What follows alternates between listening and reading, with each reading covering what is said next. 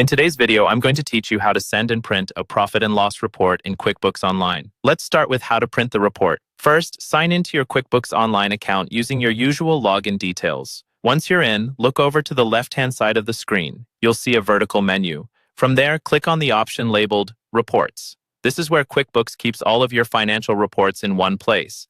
At the top of the Reports page, you'll find a search bar. Type in Profit and Loss. And when you see the profit and loss report appear in the list, click on it to open the report. By default, QuickBooks might show you a standard date range, like this month or this year to date, but you'll want to customize this. Look for the report period field near the top of the report. Open the drop-down and choose the date range you need, or manually enter a start and end date.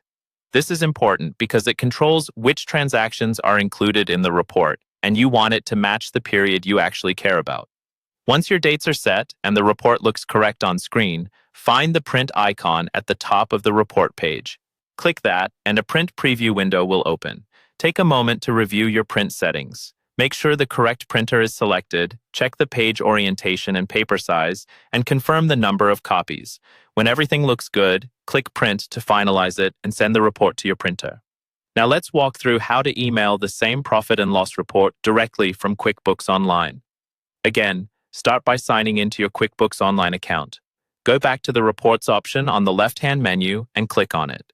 Use the search bar at the top, type Profit and Loss, and select the report when it appears. Just like before, adjust the report period so it reflects the correct date range.